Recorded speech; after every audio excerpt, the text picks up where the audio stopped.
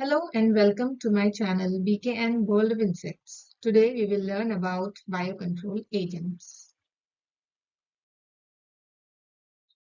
History of biocontrol dates back to nearly 4,000 years ago when Egyptians used domestic cats for rodent control. Chinese farmers used colonies of predatory ants to protect citrus crops from pests. India's contribution to biocontrol practices dates back to 1762 when Maina bird was introduced from India to control red locust. Back in 1889, a milestone was laid in US with a successful biocontrol campaign against cottony cushion scale using the Rhodolia beetle. The formalization of biocontrol as a scientific discipline in global agriculture began in mid-20th century with the establishment of International Organization of Biocontrol, which currently studies and promotes biopest control. In India, organized biocontrol research started with the establishment of the Commonwealth Institute of Biological Control Station at Bangalore in 1957, followed by formation of Project Directorate of Biological Control in 1993, which was upgraded to National Bureau of Agriculturally Important Insects and presently known as National Bureau of Agricultural Insects Research, under the aegis of Indian Council of Agricultural Research, New Delhi. It serves as nodal agency for collection, characterization, documentation, conservation, utilization, exchange of agriculturally important insect sources for sustainable biological control of crop pests and weeds. To fulfill the need of ever-increasing human population, intensive cropping started, due to which use of insecticides and pesticides increased many-folds to control harmful pests such as insects, nematodes, disease, weeds, etc. during 3 to 4 decades. Pesticide application don't follow any scientific recommendations and quite often the indiscriminate and unscientific use has adversely affected the ecological balance, resulting in pest resurgence, development of resistance in the pest species, and environmental pollution. However, excessive use of pesticide not only leave the residues in soil, water, and air, but also have adverse effect on non-target organisms such as pollinators, parasitoids, indicators, and wild animals. Growing public concern or potential health hazards of synthetic pesticides and also steep increase in the cost of cultivation result in low profit making by farmers has led to the need for minimizing the use of chemical pesticides in the management of insect pests. In view of the several disadvantages associated with poisonous chemicals and their unscientific use in agriculture, there is need for alternative method of crop protection. Biocontrol of pests is the eco-friendly pest management practices useful in almost all agroecological situations. Biocontrol agents are also referred to as biological control agents. They work by either killing, deterring, or disrupting the target. Biological control agents are living organisms including parasites, predators, and disease-causing fungi, bacteria, and viruses. Microorganisms including viruses, bacteria, fungi, and protozoans cause disease or poison their targets through toxin production. These are the natural enemies of pests, which can intervene the life cycle of insect pests in such a way that the crop damage is minimized. These bioagents can be conserved, preserved, and multiplied under laboratory conditions for field release. Once these bioagents are introduced in the field to build their population considerably, they are capable of bringing down the targeted pest population below economic threshold level.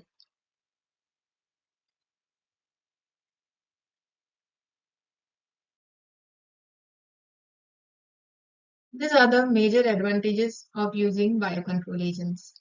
They are not harmful and they don't leave any harmful residue. They are less toxic, more flexible than chemical pesticides, target specific and safe to beneficial organisms like pollinators, predators, parasites.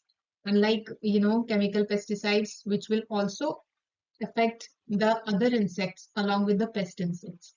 Growth of natural enemies of the pest is not affected, thus reducing the pesticide application. And they are environment friendly, unlike chemical pesticides, which are not at all environment friendly. They cause so much of damage to the ecology.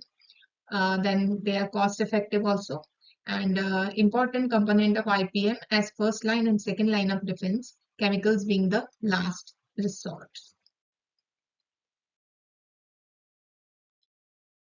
So here we can see that biocontrol agents are actually, they are divided into four types. First is macrobial, then microbial, semiochemical, and natural components. Here you can see macrobial, they include predaceous insects, parasitic insects or parasitoids, mites, nematodes. Microbial, it includes bacteria, fungi, and viruses. Semiochemical, it includes allelomones, pheromones, pheromones, and natural components, which includes plants, animals, and minerals. So, what are microbial? We will do it in detail, one by one. Microbials, also known as invertebrate biocontrol agents. Okay, they can be like here it is written. They can be predaceous insects. They can be parasitic insects or parasitoids. They can be mites. They can be nematodes. Okay, that feed on pests. We can categorize them into three groups based on how they work. Like they can be, that's what, predators, parasitoids, okay, uh, in that way. Then coming to microbials. They are microorganisms like bacteria, fungi, viruses, or their derivatives. Microbial products contain microorganisms, their metabolites, or their cell fragments. They can kill pests by direct infection, by outcompeting them, or by presenting a physical barrier. Coming to semiochemicals. See, plants and animals, they emit semiochemicals, which are natural chemical components. They convey message or signal that can modify the pest behavior.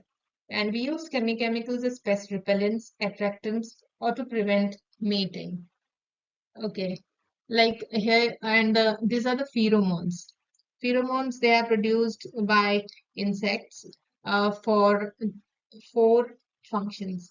First, it is for sex production, sex uh, purpose, then alarm function, then aggregation, and lastly for the trial.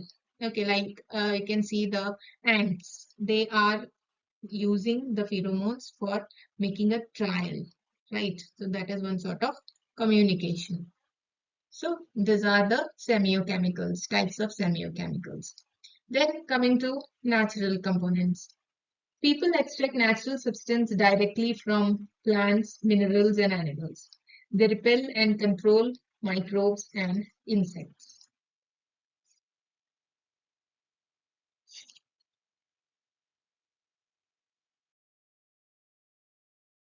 Some examples of commercialized microbial products are spical ultimate, predatory mites that control spider mites, trichosafe, parasitoid wasp that control the European corn borer, bioethita, row beetles that control thrips, fungus, gnats, and other pests living in the soil, nematode, nematodes that control the vine weevil.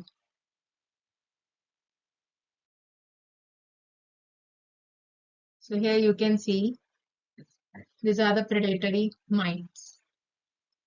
The predatory mite Amblesius swirsky is one of the most successful commercial natural enemies in covered crops.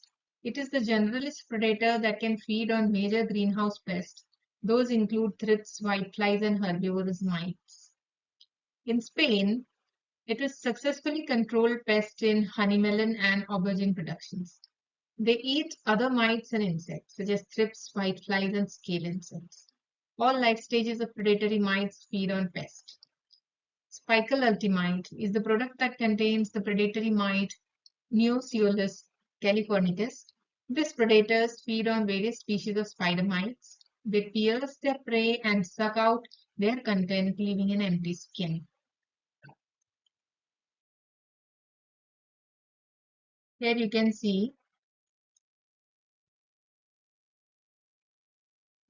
see this orange color.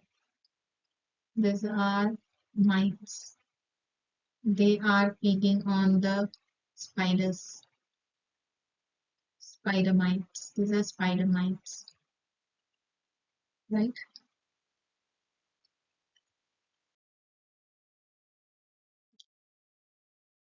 Talking about insect predators, PM programs widely use the predatory myrid bug, Macrolophus pygmaeus, throughout Europe. It can control different insects that feed on green plants. Okay, it prey on Tuta absoluta. This is the pest of tomato fruit. Okay, the small bug is helping control the tomato leaf miner in Kenya. The sugarcane scale insect has been controlled with the help of predatory coccinellid beetles in UP, West Bengal, Gujarat, and Karnataka. So they were released in sugarcane crop plant, okay, for preying on sugarcane scale insects, and they controlled it. This coccinellid beetles, right? Then some predators are active hunters. They use various tactics to eat their prey. For instance, some predators, like ladybirds, chew on their prey. Some suck the content of their prey. Adelia bipunctata. It is one beetle. It is a predator beetle, ladybird. Both larvae and adult stages feed on aphids and other soft-bodied insects. The commercialized product Bioethita contains adults of the rove beetle Delosia coriaria. These beetles are predators that eat thrips, fungus, gnats, and other soil-dwelling insects. Micromus contains a predatory bug, the brown lacewing. This predator eats sucking insect pests such as aphids, whiteflies, and mealybugs.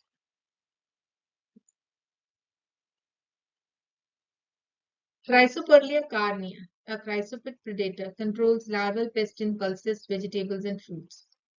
Triptolimus montuzeri, it is a ladybird beetle. Okay, it is used to control mealybugs, especially on fruits. Sugarcane pyrilla has been successfully controlled in a number of Indian states by introduction of its natural enemy, Apricania melanoleuca and Treptasticus pyrilla. Sugarcane white woolly aphid, pest of sugarcane, was also successfully managed by Chrysoperla species. Coccinellid beetles, sylphid flies in the states of Maharashtra and Karnataka.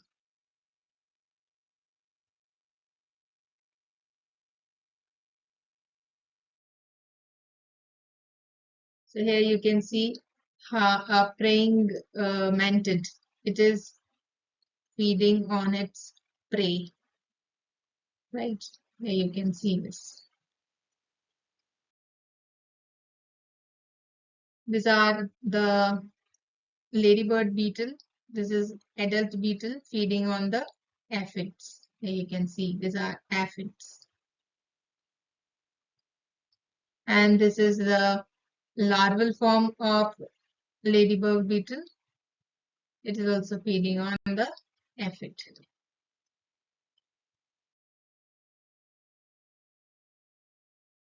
Here you can see Chrysoperla carnea larva. It is attacking the aphids, small aphids you can see here. And this is the adult of Rhizoperla carnea. Rhizoperla carnea.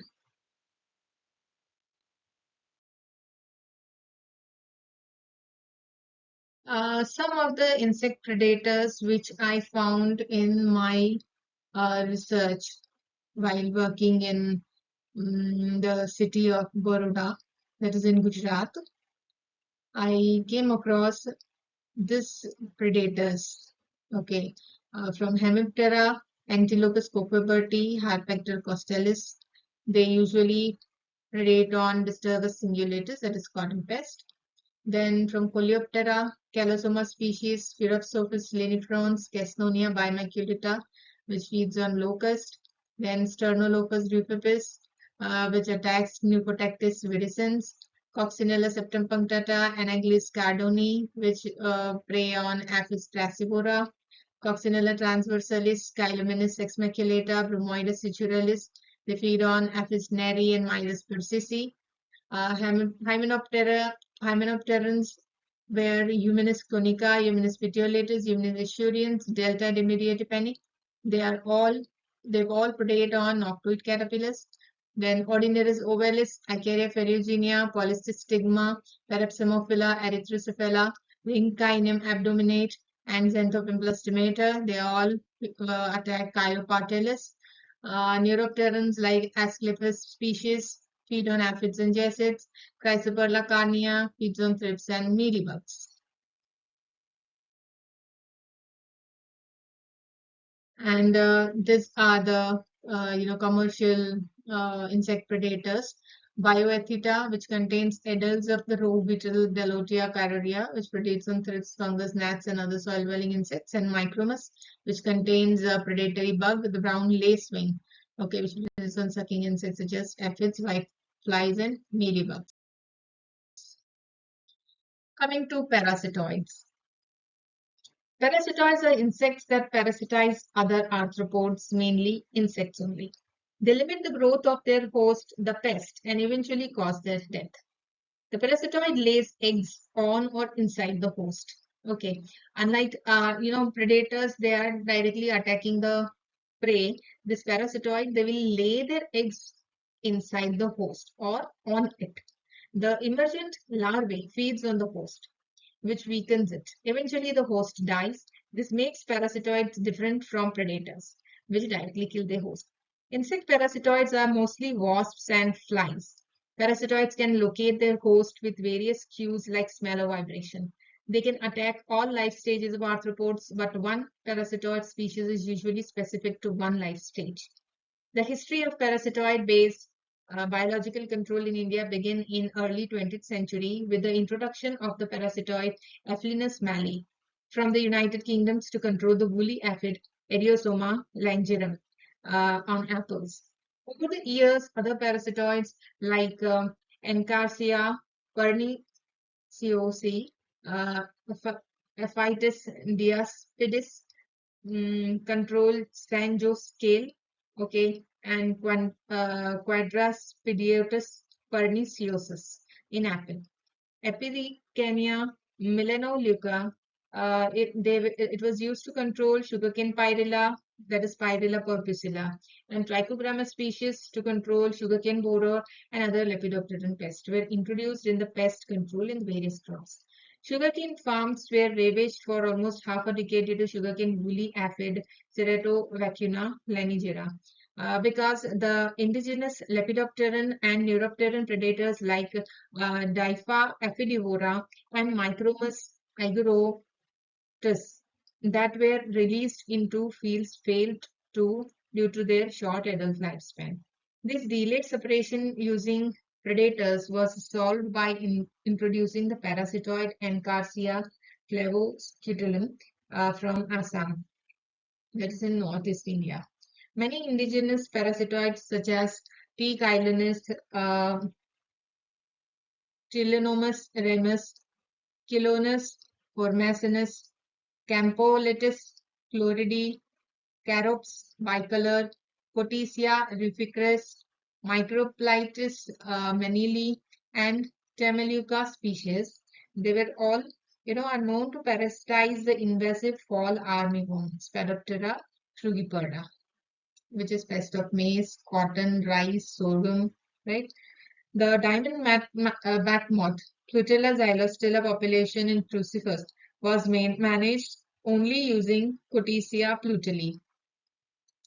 Parasitoids like Apentellus mohandasi, Cotesia vestalis, Dibigma insulaire, and Diadromus scholaris have effective pest suppression in crucifer crop ecosystem.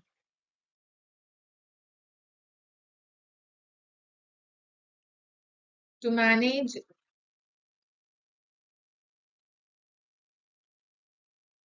aleuroids such as neotropical palm whitefly, Aleuroid cracus atratus, infesting coconut farms, Encarsia cubensis in Karnataka state proved to be a promising parasitoid. Take Islanders successfully control the guava fruit and shoot borer, Conogithis punctiferalis, okay, influence during the rainy and winter seasons. The rugospiraling whitefly, Alerodicus rugoperculatus, that reported heavy infestation in coconut and banana plantation across southern India could be managed exclusively through conservative eye control strategies, including Encarsia guadeloupe, which was introduced from Lakshadweep Island during 1990s. The invasive sap feeders, the silver leaf fly Bemisia tabaci, and the spiraling whitefly Alerodicus dispersus were successfully controlled by native parasitoids like Encarsia haitiensis and Encarsia guadeloupe. Then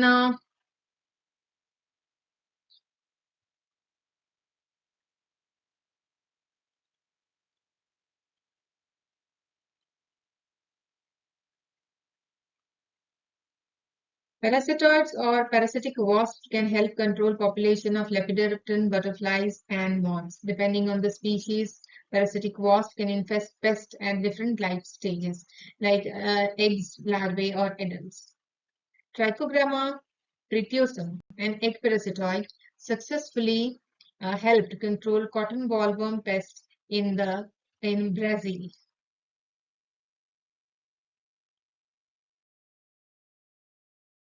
So here you can see this. This is one parasitoid wasp, and these are the eggs. This is a calcid wasp. Trichogramma evanescens. Okay, it is laying eggs in those of the cabbage moth. These are the eggs of the cabbage moth, and it is laying its egg. So these are still not, the eggs are not laid by it, and these are fully infested eggs. You can see the difference.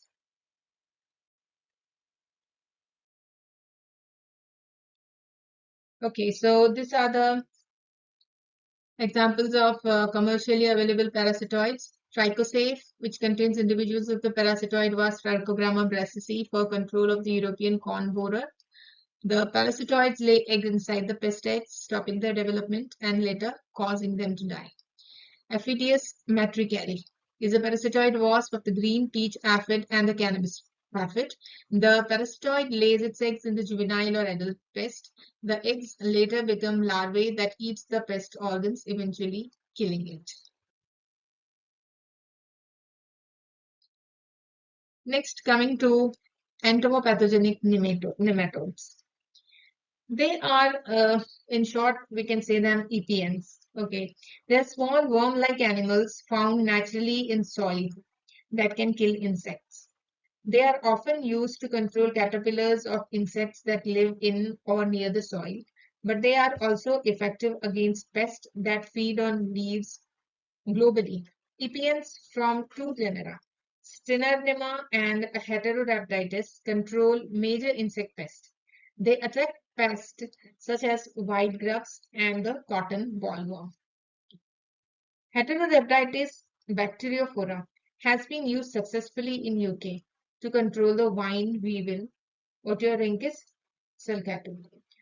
The nematodes can actively seek out grubs of this weevil that feed on the roots of strawberries. Nematodes form a special symbiotic relationship with some bacteria. These bacteria live inside the nematodes but are not harmful to them. However, these bacteria are deadly to insects.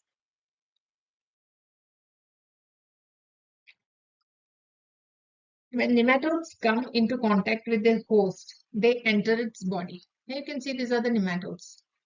Okay, this is the host, right? This is actually the part of the cuticle which is enlarged and shown. Okay, so where how they will go inside. Okay, so when nematodes come into contact with the host, they enter in its body. Once inside, the nematodes release this bacteria.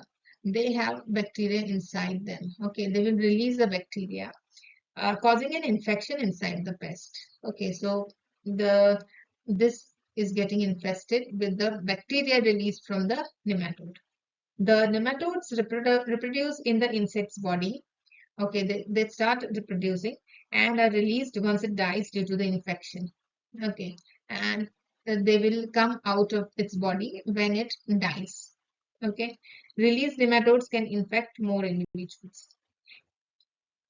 Right, so this is the life cycle. EP, EPNs. You can see a healthy white blood. Okay, and this one is infected with Heterorhabditis indicus. Here you can see all the nematodes coming out of the pest body. Okay,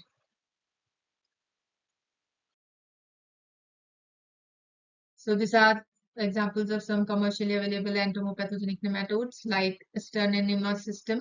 It is a product that contains nematode Sternenima falti. It targets soil-dwelling larvae of some pests such as the fungus gnat and leaf miners. The product Nemato contains nematodes of Heterorhabditis bacteriophora that controls the vine weevil.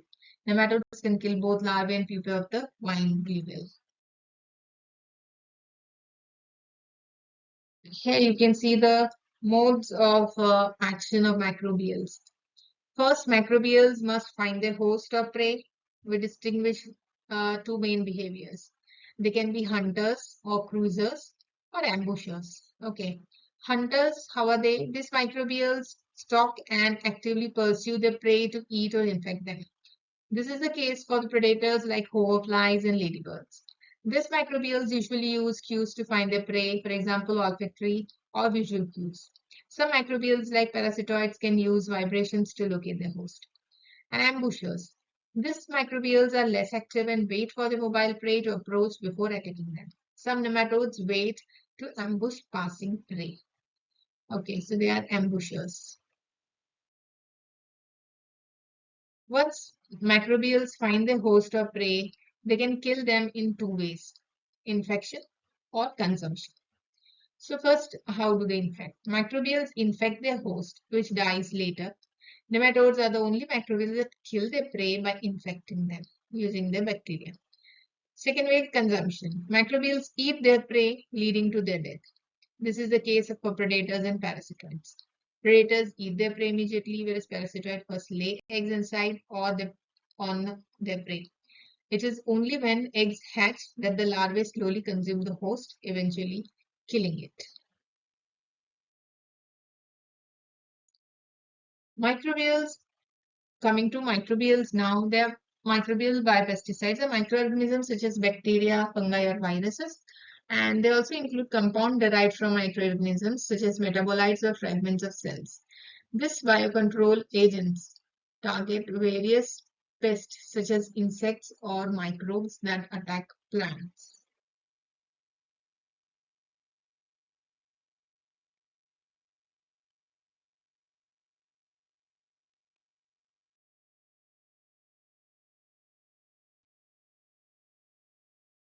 So, trichogramma, which feeds on the eggs of sugarcane borer, has been used against the borer in the states of Tamil Nadu, Rajasthan, UP, Bihar, and Haryana. Similarly, Trichogramma, Bracken, Chelonis, and Chrysopa species are being used for the control of cotton bollworm. Trichogramma has also been used against rice stem borer and leaf folder. And these are the commercially used Trichogramma species. Trichogramma harzianum, which is used against the uh, pest root knot nematodes of carrot. Okay. Trichogramma is a group of fungi. It works against a wide range of plant pathogens such as Fusarium. Trichoderma. Tricho, Trichoderma is one of the most popular microbial biopesticide to control root rot and wilt disease, especially on pulses. Purpurocilum lilacinum is a fungus that targets several species of plant parasitic nematodes. It helps control notably the root knot nematode and the potato cyst nematode. Now,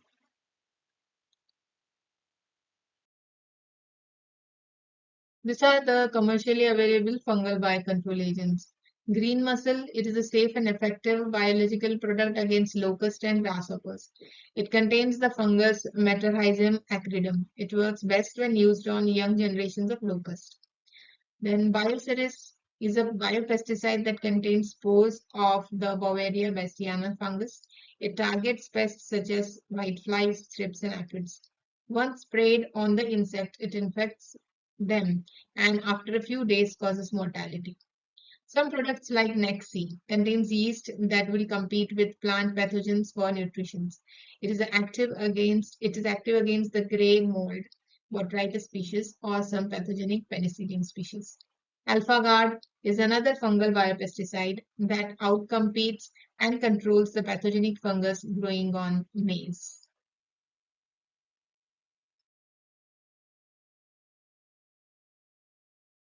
See, these are the entomopathogenic fungi. They are fungal insecticides enter insect pests' bodies once they come into contact. Fungus multiplies inside the insect and paralyzes it via the fungal toxin produced and then eventually kills it. Four genera are common amongst the entomopathogenic fungi: Beauveria, Eiseria, Metarhizium, and Bacillomyces. Then antagonist fungi are there. Many fungal products targeting disease containing fungi from the genus Trichoderma. They work against root pathogens such as Fusarium root rot and powdery mildew. So here you can see the effect of entomopathogenic fungi Beauveria bassiana metarhizium on the weevil. Okay, they infect the weevil like this.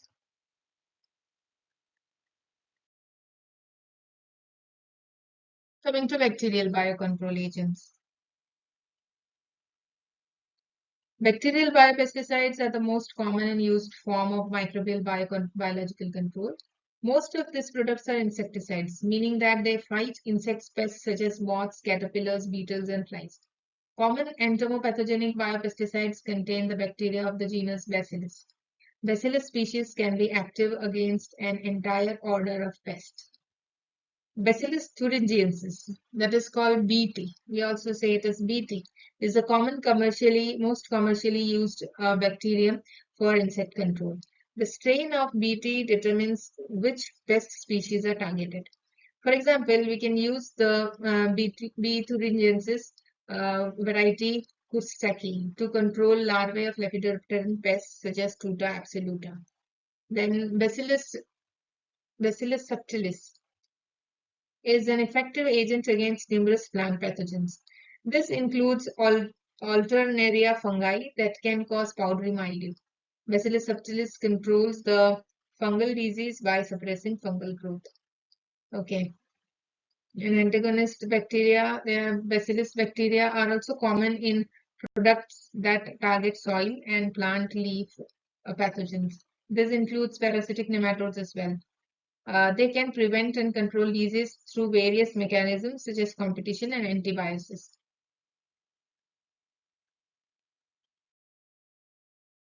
So here you can see the healthy one, a larvae which is healthy, and the larvae which is affected by the bacteria.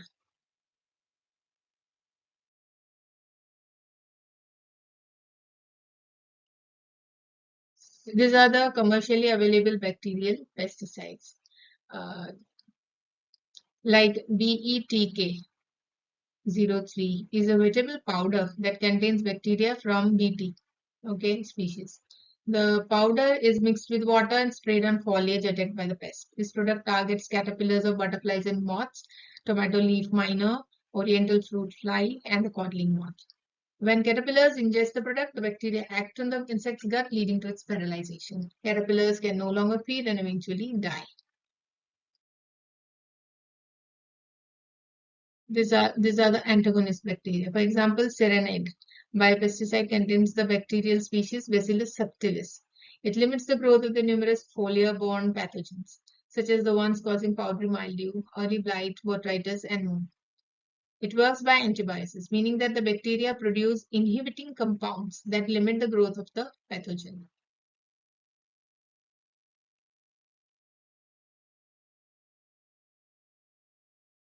And these are the commercially available bacterial biopesticides in India. Bacillus thuringiensis, variety Rustaki, Beauveria bassiana, Metarhizium anisopili, and Pseudomonas fluorescens.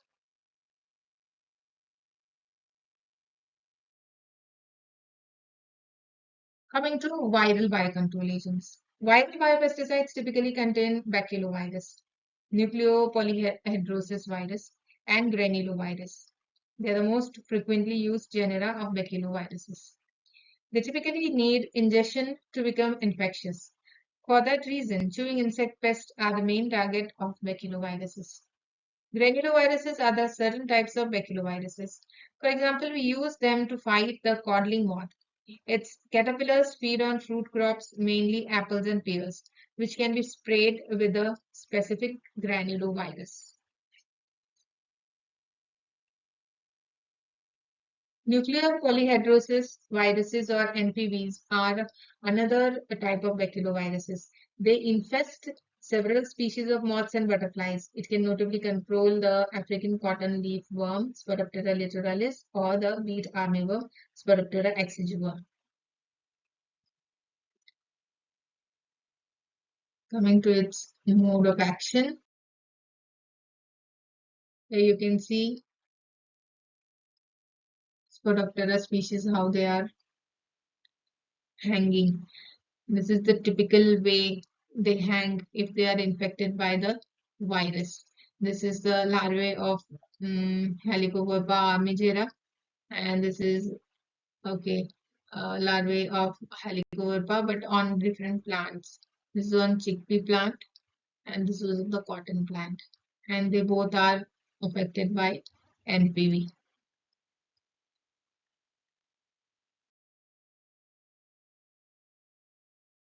These are the examples of the commercially available virus bioagents. Capex is a product based on the granulovirus that works against the summer fruit totrix, a pest that feeds on various fruit crops. Cryptex is another viral product that controls the false codling moth in citrus. V10 biopesticide, a viral biopesticide that contains the Pepino mosaic virus in tomatoes. This product works like a vaccine for the plant. The virus contained in the product is the same virus that attacks the plants, but is a less virulent variant. You can use this product preventively and help the plant prepare for an eventual attack from the harmful virus variant.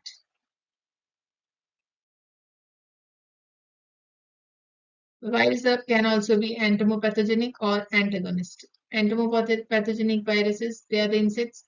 The insects need to eat the virus before it can take effect. Insects ingest the virus by feeding on the plant where the product has been applied. The virus then infests the insect's gut and spread through the insects, which dies in a couple of days. Once the insect dies, its body eventually bursts and releases the virus in the environment. which can infect new host. As the same way, we have seen for the nematodes also, infestation by nematodes, how it was working in the same way. Just the thing is, nematodes were containing bacteria inside them, and they were releasing the bacteria, and bacteria was working inside, right, infesting the pest. But here, virus itself infests. Okay. Then antagonist viruses. Some viruses can tackle plant disease by improving the plant's ability to fight pathogens, including other viruses. Coming to the mode of action. Direct mechanism. The insect can die from either direct infestation or from toxins which are released. Okay, some microbial biopesticides directly kill or inhibit the pest or pathogens. For example, entomopathogenic microbes can work against insects and mite pests. Typically, the insect host gets infected by either eating, that is ingestion of microbes, or by penetration of microbes through its skin, the cuticle. The insect can die from either direct infestation or from toxin which are released. Okay, and microbial antagonists that control plant pathogens both above and below ground also have direct mode of action. One is parasitism and another is antibiosis. In parasitism, the antagonist eats the pathogen. For example, some fungi can gain nutrition from other fungi and thereby limit the growth of the disease. And antibiosis, or the production of inhibiting products. Okay. Inhibitory compounds produced by the antagonist limit or reduce the activity and growth of the pathogen. Then indirect mechanisms. This refers to modes of actions through which the biopesticides does not directly kill or inhibit the pest or pathogen, but instead creates conditions that reduce the pest or pathogen's ability to thrive. Microbial antagonists can indirectly control pathogens indirectly through two main modes of actions: competition and induction of plant resistance. So, competition exclusion, it includes it is the antagonist can compete with the plant disease for food or space, eventually outcompeting it. This works well against fungal pathogens that colonize plant roots. Induction Induction of the plant resistance. The antagonist can improve the ability of the plant to fight disease. The applications must precede the detection of the disease. For example, using seed treatment products.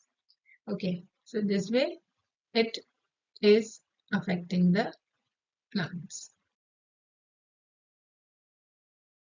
Now, in following are the advantages of using microbials. They leave little to no toxic residues. They decompose quickly. Many have a zero or low re-entry and pre-harvest intervals. They have complex modes of action that makes it difficult for pests and pathogens to develop resistance. They are specific in their activity and target one or a small range of pests. They are compatible with most biological products and synthetic pesticides and can therefore be incorporated within integrated pest management programs. There are two types of semiochemicals based on who they affect. Okay, so plants or animals naturally produce the semiochemicals, which are chemical compounds. Organisms release them into the environment to convey the message or other organisms. To other organisms. They affect a pest's behavior. Semiochemicals, specifically pheromones, find widespread use in controlling insect pests. Researchers can also produce semiochemicals synthetically to mimic the natural compound. Semiochemicals can be used in pest management to control and monitor pests. They do not directly kill pests. Instead, they interfere with their communication and change or disrupt the pest's normal behavior. Semiochemicals are natural chemical compounds emitted by animals or plants into the environment. Okay, they can be extracted from the organisms or synthetically produced to mimic the natural compounds. Now, there can be two types of semiochemicals based on who they affect. Okay, pheromones means they are the compounds that are emitted by an organism that affect members within the same species, right? Like one species of ant, say number one, one species of ant is producing the pheromone, it will affect the same species of the ant. Okay, the communication will go to the same species of the ant. They are called pheromones. What are allelochemicals? Allelochemicals are the emitted by an organism that affect other species. Means if say species one of ant is producing it, it will affect the species one of wasp, right? So two different organisms are included in this. Okay, and in pheromones, same species are included. So here you can see semiochemical products can contain different pheromones. The most important ones are sex pheromones. They signal the presence of a mate, usually female insects, emit these pheromones to signal the presence and attract males. Then aggregation pheromones usually indicate the place to go to where insects can find food. For example, they usually attract males and females. And trial pheromones that can transmit information like food quality or food location. Social insects like ants emit this type of pheromones. These are the semiochemicals you can see. Aggregation pheromones and sex pheromones usually they are used. Aggregation pheromones are used in for red palm weevil. They were used against red palm weevil, and so red palm weevil and rhinoceros beetles in coconut brewing states. Okay, it was used. Then sex pheromones can be combined with traps to control the pest. This technique is used to control the male adults of the tomato leaf miner to trap Psiluta. The specific blend of the pheromone attract the males to trap. This technique is helpful in monitoring the number of individuals as well. Pheromone lures for Helicoverpa armiger and Sporoptera litura to trap reproductive males of gram borer and tobacco caterpillar. So once they are trapped, they will not able to reproduce, right? So their population will be controlled. Pheromone lures for Helicoverpa and Sporoptera to trap reproductive males of gram pod borer and tobacco caterpillar. So using sex pheromones against mango fruit fly, Bactocera dorsalis is also being done. Okay. These are the commercially available semiochemicals. Pherodice, it leads adult males of the tomato leaf miner to traps. Then pherogen spray decreases the reproduction of the fall armyworm by disorienting males. And Biobroca attracts females of the coffee berry borer and helps monitor the pest.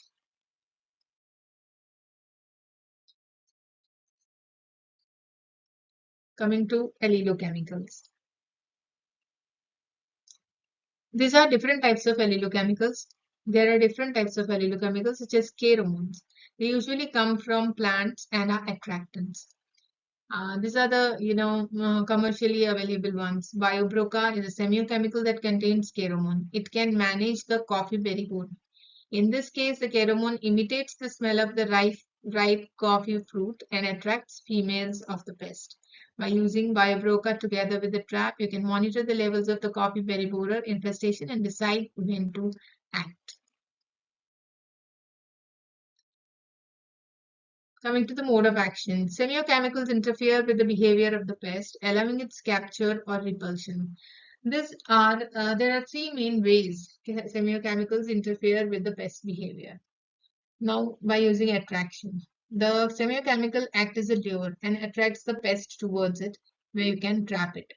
Okay, so it will get disoriented. You can understand that the pest will be going towards the plant, but if it is attracted, the same smell, if it will be attracted to another side, then it won't go to the pest, but it will be get trapped. Okay, it will not go to the plant and it will get trapped in another way. Mating disruption or confusion. The semiochemical confuse and disorient the pest. This prevents the pest from finding potential mates. As a result, the pest cannot reproduce and the pest population decreases. Repulsion. Some semiochemicals push pests away from crops, preventing them from damaging them.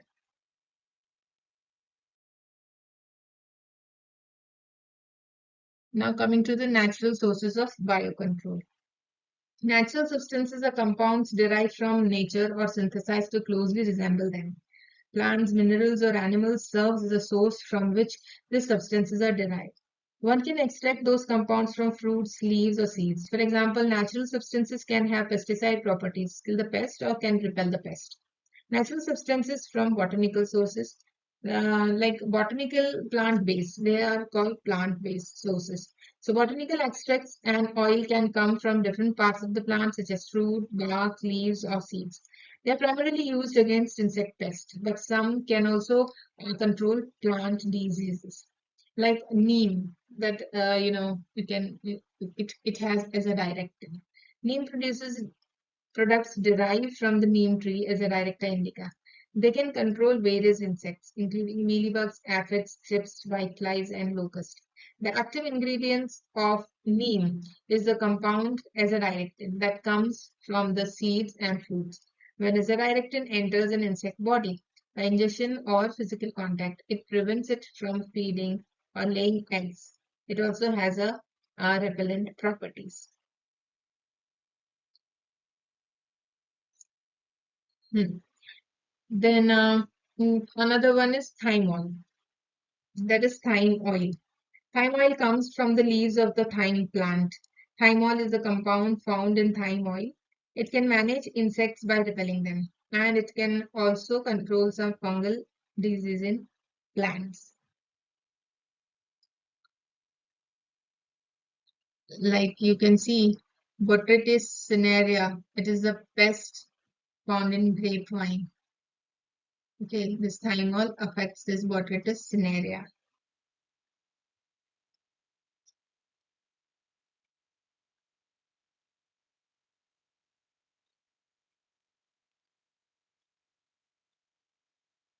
Then natural substances from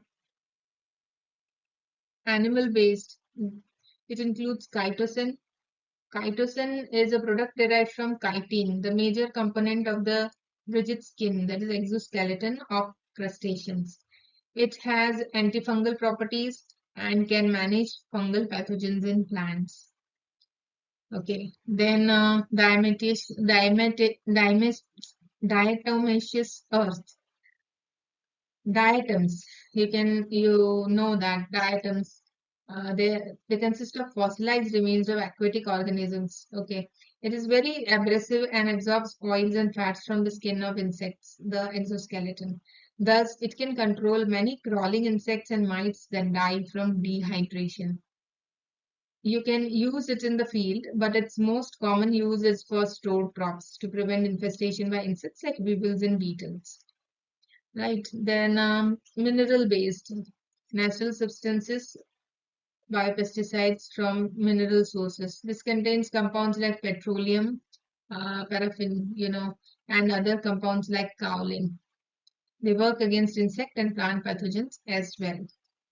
And from other sources, can extract from sources other than minerals and plants, include animals, algae, bacteria, or fungi. Okay.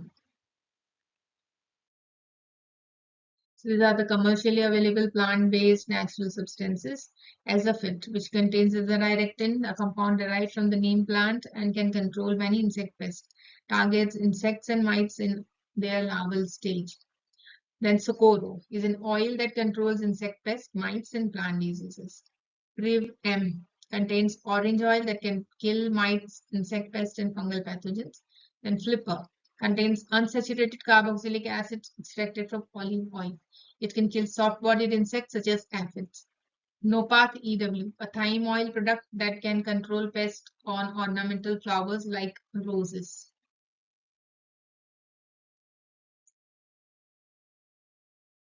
Mineral-based biopesticides are Lovell. Lovell contains paraffin and covers insects and mite pests with a coat of products. It asphyxiates pests that die shortly. Then Surround WP is based on kaolin, a clay material. It forms a physical barrier on crops, preventing insects from feeding on them. It also repels pests. And these are the commercially available animal pests. And examples of a chitosan product is Armozen, a biopesticide based on chitosan. It controls fungal diseases such as grey mold on ornamental flowers. It prevents the spread of fungal diseases by stopping fungal reproduction. An example of the diatomaceous earth product is Permagard D10 that can control pest on stored grains like barley and wheat. That's the mode of actions, repellents and anti-feeding. So, the natural substances can deter insect pests from feeding on or approaching crop. For example, garlic extract emits a strong odor that repel pests. Okay, toxicity or lethal activity. The natural substances can cause the death of the pest or pathogen. This can happen in several manners. By desiccation, the product dries out the pest or pathogen, leading to its dehydration and death. Second, suffocation. Substances like petroleum and vegetable oil can block the respiratory system of insects, which suffocate. And neurotoxicity. It disturbs the nervous systems of the insects, leading to its paralysis. Okay. Then second way is interference with physiological activities. Growth inhibition. Some products like neem oil or chitosan stop the growth of the pest or diseases. For instance, they can prevent insects from molting, losing their skin, which is vital for their growth. And oviposition deterrence. Pests do not lay their eggs on treated crops because they become unsuitable. Okay, so this is all for today. So these are the references from which I took this content from. Okay.